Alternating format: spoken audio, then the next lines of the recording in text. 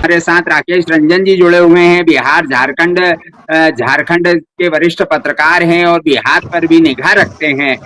बिहार को लेकर जहां सीटों के बंटवारे को लेकर बात हो रही है, वहीं बिहार में कांग्रेस जो महागठबंधन की एक दूसरी बड़ी पार्टी है, उनके नेता ने बयान दिया है कि मुख्यमंत्री के रूप में तेजस्वी यादव का नाम फाइनल नहीं हुआ है, केवल वे कोऑर्डिनेशन कमेटी के अध्यक्ष हैं। जिस तरह से विवादित बयान दिए जा रहे हैं, इसका भी असर चुनाव पर निश्चित रूप से पड़ेगा। ऐसे अन्य कई बयान आए हैं, जेडीयू ने भी बयान दिया है, तेजस्वी यादव के खिलाफ बयान दिया है, और अन्य क्या घटनाएं चल रही है बिहार में चुनाव को लेकर, बताएं राकेश रंजन जी।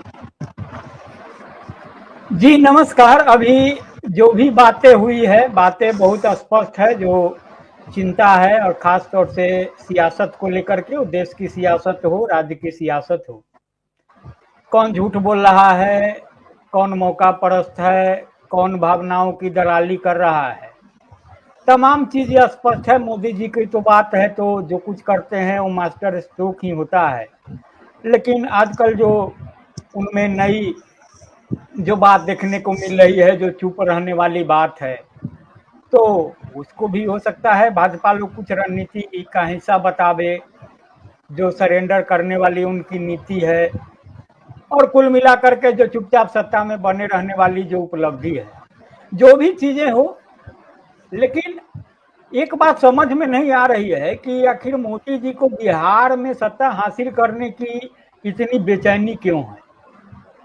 बार बार बिहार को लेकर के जो उनकी यात्राएं हो रही है, और ख़ास तौर से अभी भी जो घटना हुई कश्मीर में, उसके बाद आकर के बिहार में आना, बिहार की धरती से बड़ी बड़ी बातें करना, जो घटना को अंजाम देने वाले थे उनको मिट्टी में मिलाने की बात करना, फिर जो कुछ ऑपरेशन हुआ उसके बाद फिर बिहार जाना और यह कहना कि मैंने यहीं से कहा था कि हम जो भी कश्मीर में घटना को अंजाम देने वाले हैं उनको मिट्टी में मिला देंगे, तो उनको मिला दिया। तो ये जो तमाम चीजें हैं, हो सकता है उनमें, क्योंकि पिछले संसद का उद्घाटन हुआ था और जिस रूप में वो आए थे, वो क्या दंड वगैरह लेकर के और तमाम चीजें, तो हो सकता है कि जो पुरानी बातें कही जाती है ना, वो चक्रवर्ती सम्राट बनने जैसी कोई ललक, और उनको लग रहा हो कि उनके जो चुनावी अश्वमेध का घोड़ा है वो कहीं ना कहीं जाके बिहार में और फिर जो बंगाल वगैरह में फंस जाता है। कुल मिला के जो बड़ी बात यह है कि लाख कोशिश के बावजूद बिहार में एनडीए की जो स्थिति है वो बहुत सहज नहीं है।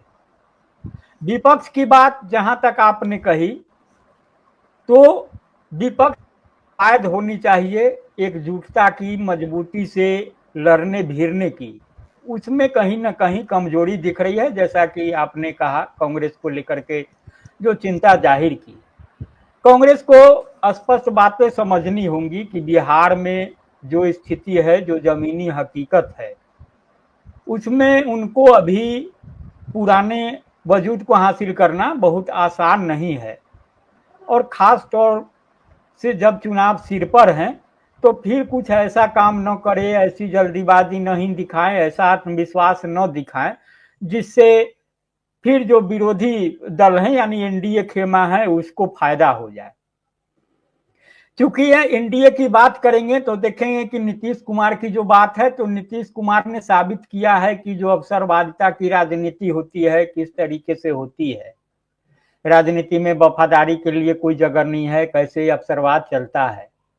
खुद उनके उलटने पलटने का जो अपना इतिहास रहा है, उसके अलावे आप देखेंगे कि अभी जो भी बोर्ड निगम का गठन हो रहा है, उसमें जो जिम्मेदारी दी जा रही है, जो बड़े पद अध्यक्ष उपाध्यक्ष के, वो जिनको दी जा रही है, उससे भी बातें बहुत स्पष्ट है।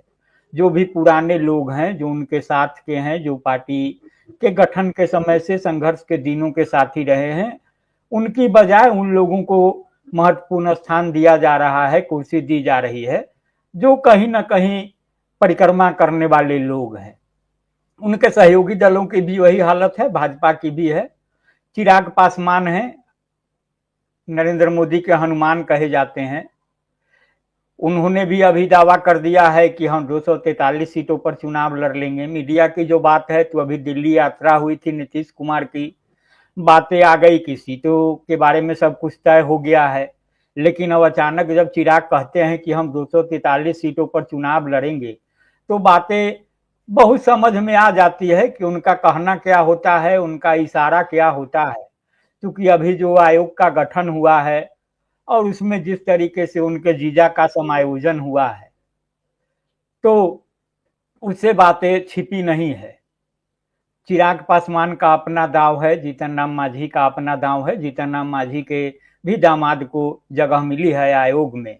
अब पुत्र के लिए टिकट की बात है, उपेंद्र कुशवाहा सहयोगी होते हैं, वो भी नाराज चल रहे हैं। तो स्थिति कमोबेश एनडीए की भीतरी तौर पर खस्ता है। वही विपक्ष को थोड़ा मजबूती से आगे बढ़ने की जरूरत है, लेकिन एकमात्र जो राजद है वही मजबूती से आगे है, दावेदार भी है। और अन्य जो सहयोगी दल हैं, प्रमुख रूप से कांग्रेस ही है। कांग्रेस भी लगातार मेहनत कर ही रही है। चूंकि राहुल गांधी को देखेंगे तो उनकी यात्रा भी नरेंद्र मोदी के समानांतर हो रही है, लेकिन यात्राओं के दौरान जो कुछ कर रहे हैं, कह रहे हैं, वह विपक्षी खेमा का हौसला बढ़ाने वाला है, बजाय महागठबंधन के।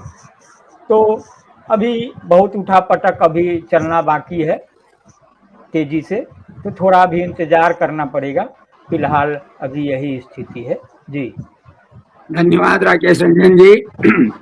बिहार में आपने जैसा बताया, निश्चित रूप से राष्ट्रीय जनता दल सबसे बड़ी पार्टी है, सबसे ज्यादा वोट प्रतिशत उनके पास है, 25% से ज्यादा वोट राजद का है। कांग्रेस 4-5% की पार्टी है। वहीं जो दोनों गठबंधन, एनडीए गठबंधन में भी राजद के मुकाबले किसी भी, चाहे जेडीयू हो चाहे बीजेपी हो, किसी का वोट बैंक नहीं है। तो निश्चित रूप से तेजस्वी यादव नेतृत्व करेंगे तो कहीं ना कहीं परिणाम सार्थक निकलेंगे। हमारे साथ